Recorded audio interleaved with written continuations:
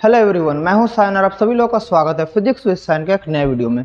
तो विक्रांत बैच के अंदर हम लोग ने जो क्लास स्टार्ट किया था तो उसी में आज हम लोग नया चैप्टर शुरू करेंगे जिसका नाम है वर्क पावर एनर्जी। बहुत ही ईजी चैप्टर है और जो मैं बता दूंगा उसको फॉलो कीजिए। ये चैप्टर से कोई भी क्वेश्चन में आप लोग नहीं फंसेंगे। बहुत ही ईजी चैप्टर है, मेरा पर्सनल ओपिनियन है, लेकिन बहुत सारे बच्चे थोड़ा कॉन्सेप्ट का क्लियरेंस नहीं होने के लिए इसमें गलतियाँ कर बैठते हैं। ताकि वो ना हो तो आप लोग भी मुझे फॉलो कीजिए, मैं क्या कर रहा हूँ मेरे साथ आप भी कप कीजिए तो आप लोग भी इजीली समझ जाएंगे। तो आज हम लोग क्या सीखेंगे? आज हम लोग सीखेंगे वर्क डन के बेसिक कॉन्सेप्ट्स, उसका टाइप्स ऑफ वर्क और पावर के कॉन्सेप्ट के बारे में जानेंगे। ओके, सो टॉपिक समझ गए।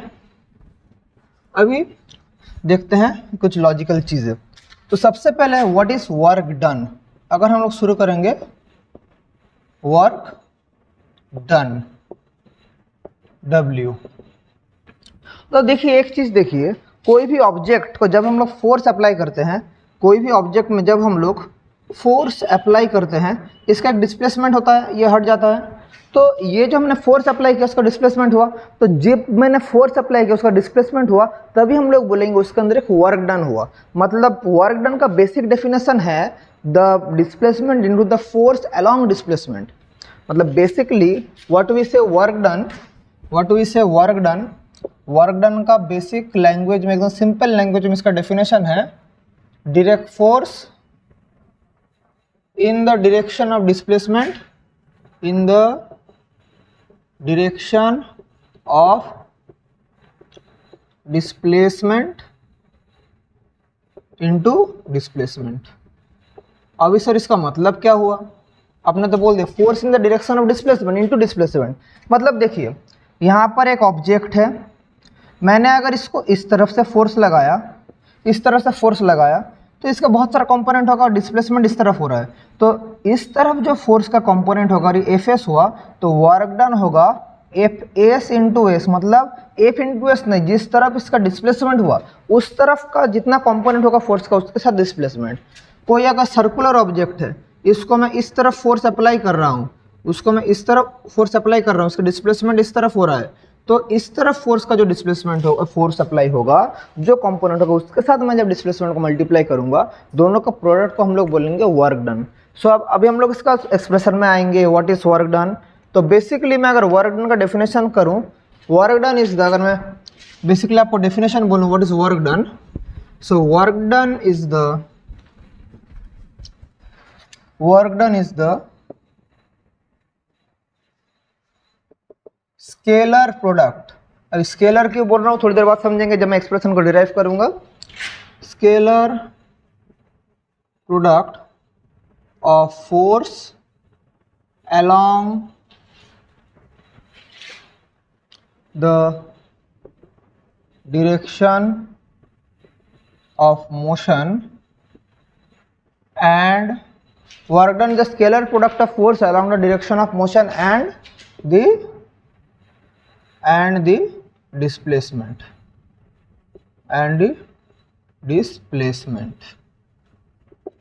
तो अब इसके एक्सप्रेशन क्या होगा सर? तो देखिए कोई एक ऑब्जेक्ट है, इसका फोर्स अप्लाई हो रहा है इस तरफ और डिस्प्लेसमेंट हो रहा है इस तरफ। अगर ये एंगल है थीटा, तो ये क्या होगा? एफ कॉस थीटा, और ऊपर की तरफ क्या होगा? F sine theta. तो वर्क डन के लिए हमें क्या चाहिए? जो डिस्प्लेसमेंट का डायरेक्शन का फोर्स है। तो देयरफॉर वर्क डन हम लोग क्या जानते हैं? Work done W equals to force along direction, force along motion into क्या? इनटू डिस्प्लेसमेंट, तो इसका मतलब क्या हुआ? वर्ड फोर्स अलोंग मोशन क्या है? F cos theta into displacement S, या मैं इसको Fs cos थीटा भी लिख सकता हूँ। ये वर्क डन का एक डेफिनेशन हो गया। या मैं इसको ऐसे भी कर सकता हूँ, अगर मैं इसको डॉट प्रोडक्ट के फॉर्म में लिखूँ तो मैं इसको ऐसे भी लिख सकता हूँ dW equals to F dot ds। So इसलिए जब ये डॉट प्रोडक्ट या स्केलर प्रोडक्ट F, क्योंकि यही है Fs cos theta F dot ds, तो क्योंकि ये डॉट प्रोडक्ट है इसी का बोलते हैं स्केलर प्रोडक्ट, सो dW क्या क्वांटिटी है? एक स्केलर क्वांटिटी। वर्क डन क्या है, एक स्केलर क्वांटिटी, क्योंकि दोनों वेक्टर के डॉट प्रोडक्ट या स्केलर प्रोडक्ट से वर्क डन मिलता है, तो एफ डॉट डी एस क्या है, F dot D S is an scalar quantity. समझ गए, तो ये एक स्केलर क्वांटिटी है। अभी हम लोग अगर वर्क डन का यूनिट के बारे में बोलें, unit of work done, unit of work done, तो W क्या है, F इंटू एस, मतलब F का यूनिट क्या है न्यूटन, S का यूनिट क्या है मीटर, और न्यूटन मीटर को ही हम लोग बोलेंगे क्या, जूल। और अगर मैं CGS में बोलूँ डाइन सेंटीमीटर, इसको क्या बोलेंगे, आर्ग। सो वर्क डन का ऐसा यूनिट क्या हो गया, ऐसा यूनिट हो गया जूल, शॉर्ट फॉर्म J, और CGS यूनिट हो गया आर्ग। और हम लोग का दोनों के बीच में रिलेशन क्या पता है, 1 जूल इक्वल्स टू 10⁷ आर्ग। ये कॉन्वर्सन मैंने आप लोगों को जब यूनिट डायमेंशन पढ़ाया था तब ये कॉन्वर्सन आप लोग को वहाँ मैंने सिखाया था, 1 जूल इक्वल्स टू 10⁷ आर्ग। समझे, यह है वर्क डन का unit.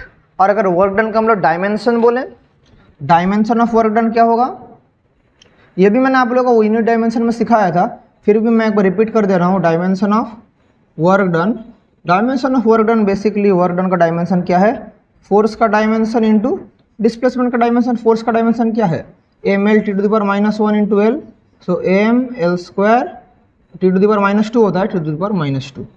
This is the dimension of work done, ml² T⁻⁻2।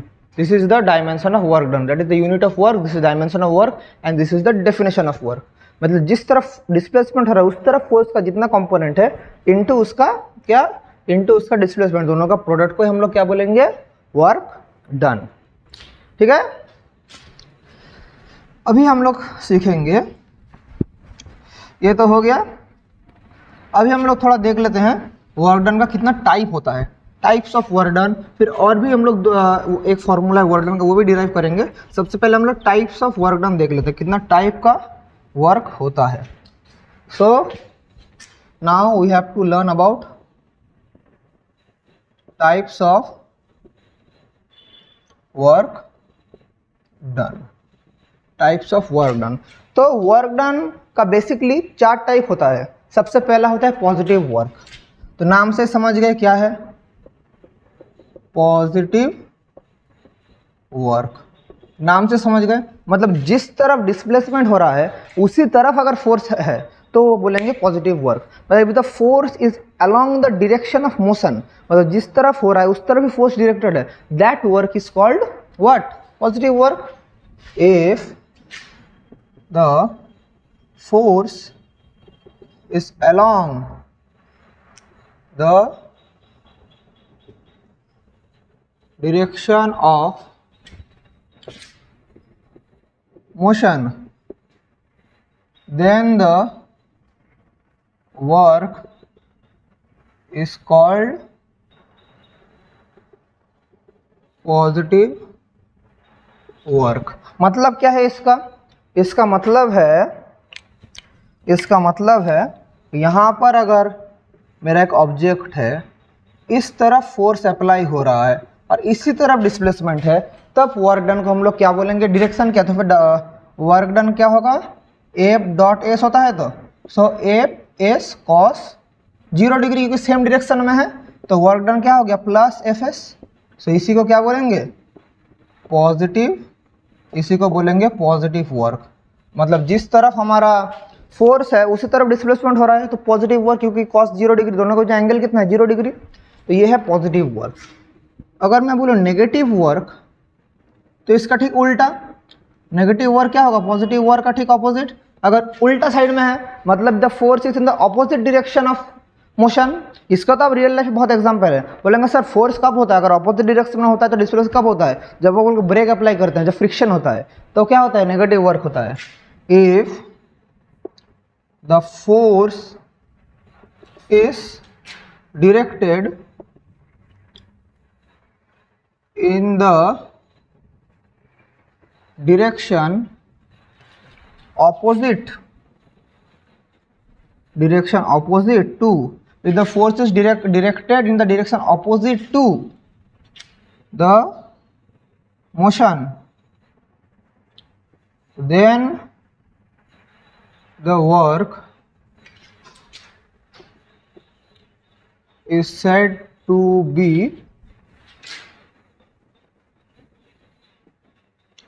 negative work, then the work is said to be negative work. So इसका मतलब क्या है,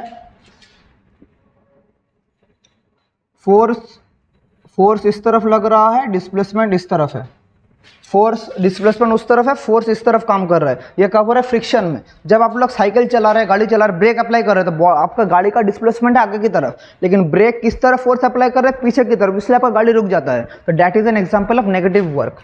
तो दोनों के बीच में एंगल कितना हो गया, 180 डिग्री। तो वर्क डन क्या होगा, एफ डॉट एस मतलब एफ एस कॉस 180 डिग्री, और कॉस 180 डिग्री का वैल्यू है -1, कॉस 180 डिग्री का वैल्यू होता है -1। तो इसको अगर पुट कर दे माइनस एफ एस हो जा रहा है, और ये माइनस एफ एस जो हो गया इसी को क्या बोलेंगे, नेगेटिव वर्क। समझे, this is what we called as negative work. तो पॉजिटिव वर्क समझ गए, नेगेटिव वर्क समझ गए। अब हम लोग सीखेंगे क्या, जीरो वर्क।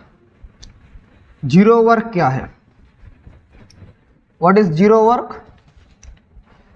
अगर ऑब्जेक्ट का हम लोग, ऑब्जेक्ट में हम लोग क्या करेंगे, अगर ऑब्जेक्ट में फोर्स अप्लाई करेंगे लेकिन बॉडी का कोई डिस्प्लेसमेंट नहीं होगा, तो उसको बोलेंगे जीरो वर्क। मतलब ये मेरे सामने जो दीवार है, मेरे सामने ये जो दीवार है, इसको मैं बहुत ही पावर से ठेल रहा हूँ, लेकिन क्या दीवार हट रहा है, नहीं, दीवार नहीं हट रहा है। तो ये क्या है, this is an example of zero work.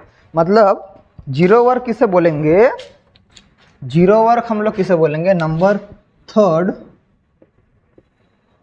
Zero work if after applying force the displacement, the body does not undergo displacement, then the work is called zero work. मतलब क्या, देखिए यहाँ पर एक दीवार है, बड़ा सा दीवार है, यहाँ पर कोई इंसान यहाँ पर खड़ा है, इसको जोर से धक्का दे रहा है, लेकिन इसका डिस्प्लेसमेंट क्या हो रहा है, इसको हटा नहीं पाएगा, डिस्प्लेसमेंट हटा नहीं पाएगा। तो वर्क डन क्या होगा, एफ डॉट एस मतलब एफ इंटू जीरो, तो क्या हो गया, जीरो। तो इसी को हम लोग क्या बोलेंगे, इसी फेनामेना को हम लोग बोलेंगे जीरो वर्क, इसी फेनामेना को हम लोग बोलेंगे जीरो वर्क। और एक तो चीज़, और एक टाइप का वर्क होता है, that is what we called no work force.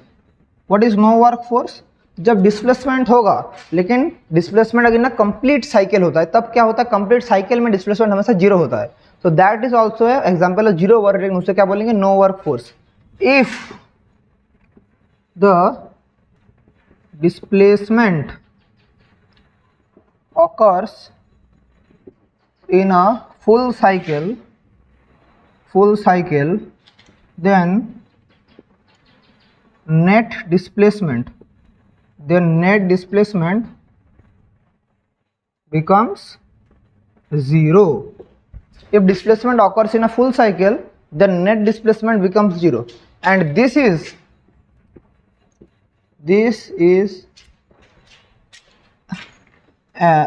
the phenomena, this is the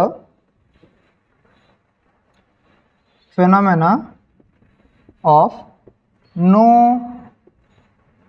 work force. This is the phenomena of no work force.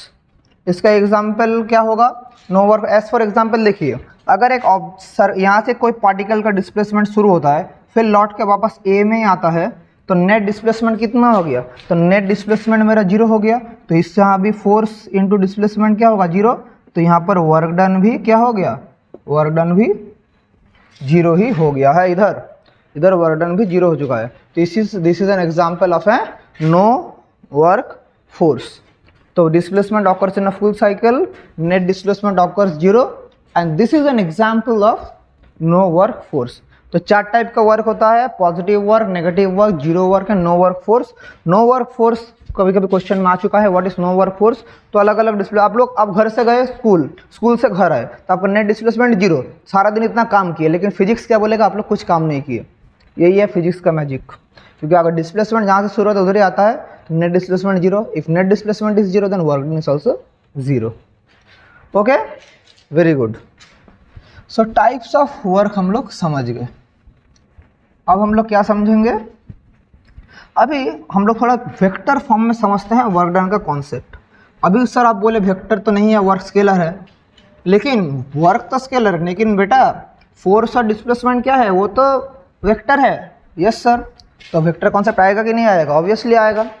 तो अगर एक 3D स्पेस में फोर्स हम लोग ऐसे रिप्रेजेंट करते हैं, F X I cap plus F Y J cap plus F Z K cap, मतलब F X force along X, F Y force along Y, F Z force along Z. और इसका हम लोग डिस्प्लेसमेंट या position vector हम लोग बोलेंगे x आई plus Y जे, x आई plus Y जे plus Z के। तो मेरा वर्क डन क्या होगा, तो वर्क डन हमें क्या पता है, एफ डॉट आर। तो अगर मैं इसका डॉट प्रोडक्ट करूं तो F X I cap plus F Y J cap plus F Z K cap dot X I cap plus Y J cap plus Z K cap. तो क्या होगा, F X into X plus F X I dot I one, J dot J one, F Y into Y plus F Z into Z. This is the ultimate formula of work done for a vector form. अगर ये dot product आप लोग नहीं समझ पा रहे हैं, आप लोग मेरा वेक्टर्स का लेक्चर देख सकते हैं, उधर मैंने सिखाया था कैसे डॉट प्रोडक्ट या स्केलर प्रोडक्ट होता है। और अगर ये डी डब्ल्यू फॉर्म है फॉर स्मॉल वर्क डन, तो क्या होगा, F X D X plus F Y D Y plus F Z D Z. फिर अल्टीमेटली जो निकलेगा इसको हम लोग इंटीग्रेशन ऑफ डी डब्ल्यू करके टोटल वर्क डन निकाल पाएंगे। यही लास्ट फार्मूला था वर्क डन का। अभी इसी फार्मूलाज को यूज़ करके हम लोग कुछ न्यूमेरिकल्स करेंगे। तो न्यूमेरिकल्स कैसा आता है आप लोगों को अगर दिखाऊं, इसको जल्दी जल्दी लिख लीजिए, बहुत ही ईजी है, ज़्यादा हार्ड नहीं है, इसको जल्दी जल्दी लिख लीजिए। सो अभी हम लोग क्वेश्चन अगर आप लोग को दें, if 10 newton force is applied to a body at an angle 60 degree and the body displaces by 5 centimeter, then calculate work done। एक इजी क्वेश्चन से हम लोग स्टार्ट कर रहे हैं, then calculate work done। ठीक है, तो फोर्स कितना अप्लाई हुआ है, 10 न्यूटन। कितना डिस्प्लेसमेंट हुआ है, 5 सेंटीमीटर। लेकिन न्यूटन के इसमें ऐसा ही में, तो सेंटीमीटर को मुझे क्या करना पड़ेगा, 10 to the power -2 metre. Theta कितना है, 60 डिग्री। तो वर्क डन कितना होगा, एफ एस कॉस 60 डिग्री।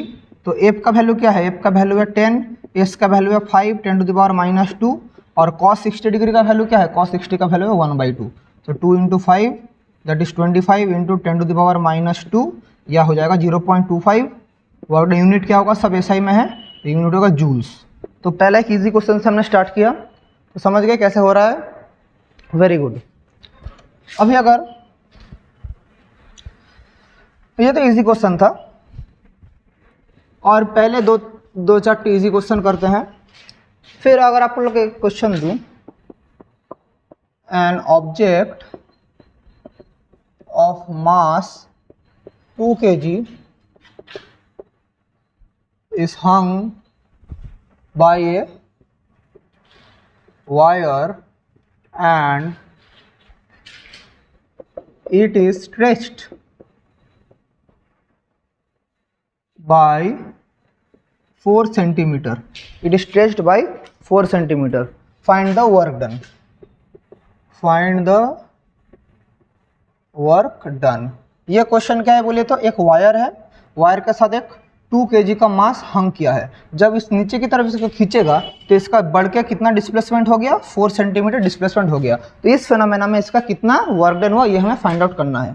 तो सबसे पहले डिस्प्लेसमेंट कितना दिया है, डिस्प्लेसमेंट दिया है 4 सेंटीमीटर, मतलब 4 × 10⁻² मीटर ये दिया है।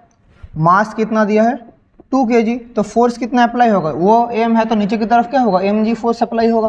तो F = क्या होगा mg, समझ पा रहे हैं। तो m क्या है 2, g क्या है 9.8, दैट इज 2 × 16 19.6 न्यूटन। इतना फोर्स अप्लाई हो रहा है बॉडी में, कितना फोर्स अप्लाई हो रहा है, इतना फोर्स अप्लाई हो रहा है। और ये हम लोग क्या देख रहे हैं कि क्या डायरेक्शन है, फोर्स भी इस तरफ है और डिस्प्लेसमेंट भी इस तरफ है। तो एंगल दोनों के बीच में क्या है 0 डिग्री। तो थीटा यहाँ पर क्या हो गया, थीटा हो गया 0 degree.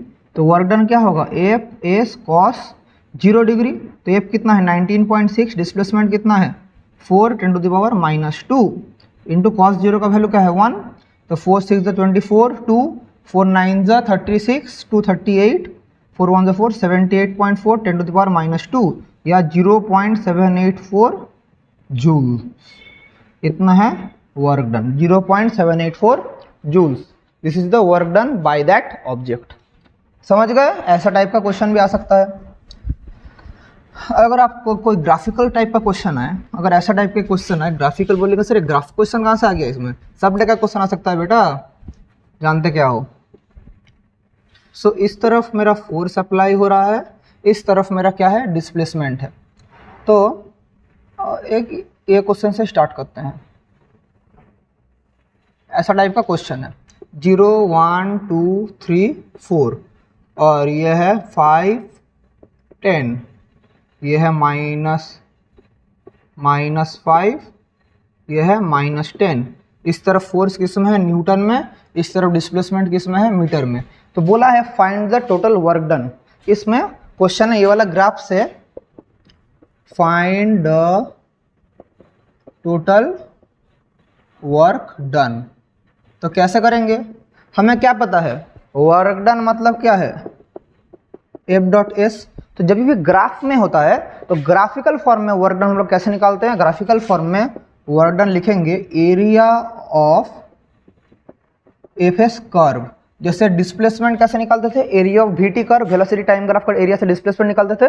Similarly area of FS curve से क्या निकालेंगे हम लोग, एरिया ऑफ एफएस कर्व से हम लोग निकालेंगे वर्क डन। तो यहाँ पर देखिए 3 टाइप का वर्क डन होगा, W1, यहाँ पर W1, W2, W3। तो दोनों ही क्या है रेक्टेंगुलर फॉर्म में है। तो W1 क्या हो जाएगा, W1 एरिया क्या होगा लेंथ इंटू ब्रेथ। तो लेंथ क्या है टोटल है 10, ब्रेथ कितना है 2 -1, यहाँ पर 2 - 1 दैट इज 10 जूल्स। W2 क्या है नेगेटिव डायरेक्शन में, कितना फोर्स है -10 इंटू टाइम कितना है 2 to 3, मतलब 3 - 2 दैट इज -10 जूल। 3 - 2 1 × 10 -10 जूल। और W3 क्या है, इसका लेंथ कितना है देखिए 10 है, इंटू डिस्प्लेसमेंट कितना है 4 - 3 दैट इज 10 जूल्स। तो टोटल वर्क डन क्या हो गया W1 + W2 + W3, 10 - 10 + 10 that is ultimately answer क्या है 10 joules. This is the total work done by this curve. तो ऐसा करके निकालेंगे work done by the curve. समझ रहे हैं, ज़्यादा हार्ड नहीं है, समझने का नज़रिया बदलिए सब कुछ इजी लगेगा। समझ गए ये वाला, बहुत बढ़िया। अभी अगर ऐसा टाइप का क्वेश्चन आता है क्वेश्चन 4, ग्राफिकली करा रहा हूँ। इस तरफ फिर से मैं बोल रहा हूँ फोर्स है किसमें न्यूटन में, इस तरफ डिस्प्लेसमेंट है किसमें मीटर में। सो 0 ये है 1 2 3 4, यहाँ पर है क्या करूँगा, कोई भी डाटा दे सकते हैं, चलिए 5 ही देते हैं, 5 यहाँ पर है 10। तो इसमें भी बोला है टोटल वर्क डन निकालने के लिए। तो पॉइंट दे रहा हूँ OABC पॉइंट दे रहा हूँ। तो टोटल वर्क डन क्या होगा, टोटल वर्क डन होगा एरिया ऑफ एफएस कर्व। तो ये क्या है ये क्या है एक पैरेललोग्राम है, सॉरी ट्रापीजियम है, सॉरी पैराग्राम में ट्रापीजियम है। So area of trapezium O A B C, trapezium का एरिया क्या है, half into sum of parallel sides, half into sum of parallel sides into height, sum parallel side into height. So half sum of parallel side क्या है, A B plus O सी, क्योंकि ये वाला और ये वाला तो पैरेलल, हाइट क्या है ये वाला, तो इंटू हाइट। तो हाफ ए बी क्या है, ए बी है देखिए 1 से लेकर 3 तक, दैट इज 1 से लेकर 3 तक, तो ए बी क्या हो गया, ये डिस्टेंस क्या हो गया 3 माइनस 1 दैट इज 2, तो ए बी हो गया 2 प्लस ओ सी क्या है, ओ से सी तक मतलब 4, हाइट कितना है 1 से यहाँ तक, मतलब ये वाला हाइट कितना है 10। समझ रहे हैं ना कैसे हो रहा है, यहाँ से यहाँ तक 4 है ओ सी, यहाँ से यहाँ तक 1 से 3 मतलब क्या हो गया 2, 2 plus 4 into 10 that is half into 6 into 10, 2 into 3 जो 6 दैट इज 30। तो वर्क डन कितना हो गया 30 joules. This is the work done according to this curve. समझे, वेरी गुड।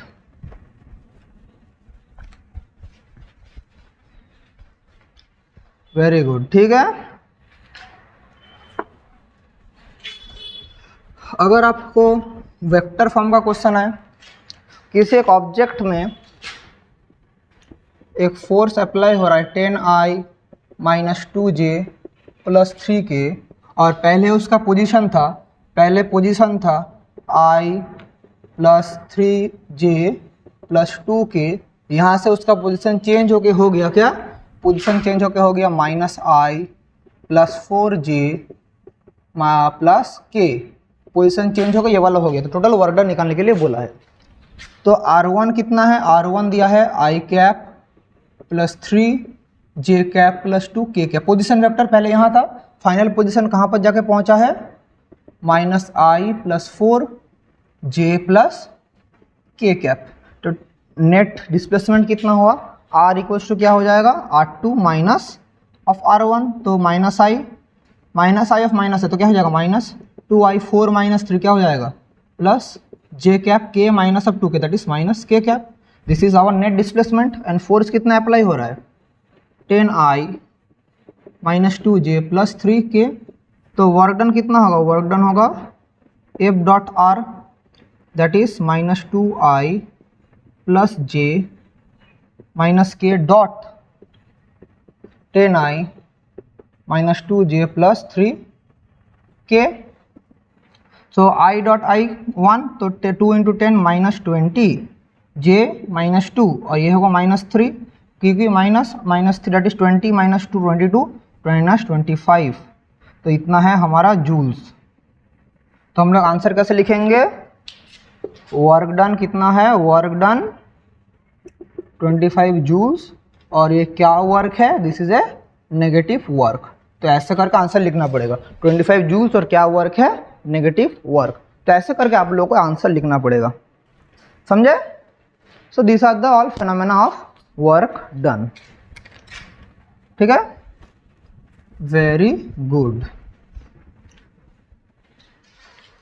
अभी हम लोग देखते हैं, वर्क डन तो समझ गए, अभी थोड़ा पावर का कॉन्सेप्ट समझेंगे, व्हाट इज पावर। तो यह था वर्क डन का, फिर और भी बहुत सारा प्रॉब्लम्स आप लोग बुक से देखिएगा, बहुत सारा प्रॉब्लम्स आप लोग को मिल जाएगा। अभी थोड़ा पावर का कॉन्सेप्ट समझते हैं, what is power. Power is nothing but the rate of work done, rate of work done is called power. मतलब बेसिकली पावर का फॉर्मूला क्या है, वर्क डन बाय टाइम। मतलब पावर क्या है, W/T that is the work done by time. और इसका unit क्या है, पावर का unit, unit of power, work done का यूनिट क्या है, जूल पर सेकेंड, और इसी को बोलते हैं वाट, जूल पर सेकेंड को वाट, यह है SI unit, joule per second. और CGS यूनिट क्या है, अर्ग पर सेकेंड। तो एक चीज हमें मिल गया, 1 वाट इक्वल्स टू क्या है, 1 joule per second.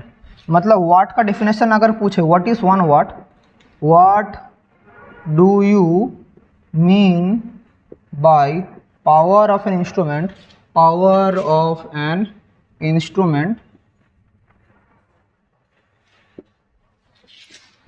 Is 1 watt. अगर ये क्वेश्चन पूछे what do you mean by power of an instrument is 1 watt, इसका मतलब है power of an instrument is 1 watt, it means that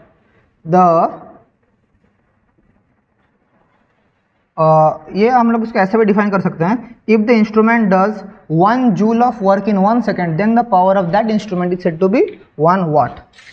if an instrument performs 1 joule of work in 1 second, then the power of that instrument is said to be 1 watt। मतलब एक second में कितना work करेगा, 1 joule, that is the meaning of 1 वाट। समझ गए? ठीक है, तो दिस आर द यूनिट। और अगर मैं इसका डायमेंशन के बारे में बोलूं, पावर का डायमेंशन क्या है, तो वर्क डन का डायमेंशन बाई टाइम का डायमेंशन। सो वर्क पावर का डायमेंशन क्या है, वर्क डन का डायमेंशन बाई टाइम का डायमेंशन। वर्क डन का क्या है, ml² (t⁻²) by t, that is third bracket ml² (t⁻³ this is the dimension of power. समझ गए? पावर का डायमेंशन ये है ml² (t⁻3). सो ये अगर आप लोग समझ गए, अभी हम लोग पावर का डायमेंशन समझ गए, यूनिट समझ गए, पावर का कॉन्सेप्ट समझ गए। अभी हम लोग और भी कुछ बेसिक यूनिट देखते हैं। अगर आप लोगों को बोले किलोवाट, तो 1 किलोवाट मतलब 1 किलोवाट, इसका मतलब है 1000 वाट, या आप लोग को बोले 1 अगर हॉर्स पावर, 1 हॉर्स पावर ये भी कभी कभी आता है, या HP, इसका मतलब है 746 वाट। 1 हॉर्स पावर इक्वल्स टू 746 वाट। तो ये तो हो गया। अभी हम लोग और एक यूनिट सीखेंगे, नया यूनिट, जिसको बोलेंगे किलोवाट आवर या BOT। किलोवाट का मतलब तो वाट आवर, लेकिन अगर किलोवाट आवर बोलें, किलो वाट आवर, इसको हम लोग लिखते हैं kWh। kWh का मतलब क्या है बोलिए तो, इसका मतलब है 1000 वाट इंटू 1 आवर। तो मतलब 1000 इंटू आवर का मतलब है सेकंड में अगर करें 60 इंटू 60 सेकेंड, तो वाट इंटू सेकेंड, तो क्या हो गया 3.6 इंटू 10⁻6 वाट सेकेंड। और ये वाट सेकेंड को क्या बोलते हैं, जूल, क्योंकि हमें क्या पता अभी देखा हमने 1 watt equals to 1 joule per second. तो जूल क्या हो गया, जूल हो गया वाट इंटू सेकेंड। तो वाट इंटू सेकेंड का मतलब ही क्या है, joule, that is 3.6 into 10⁻6 joules. So 1 kilowatt hour equals to 3.6 into 10⁻6 joules. तो एक चीज हम लोग सीख गए, kilowatt is the unit of power, लेकिन किलोवाट आवर ये किसका यूनिट है, this is the unit of electrical energy.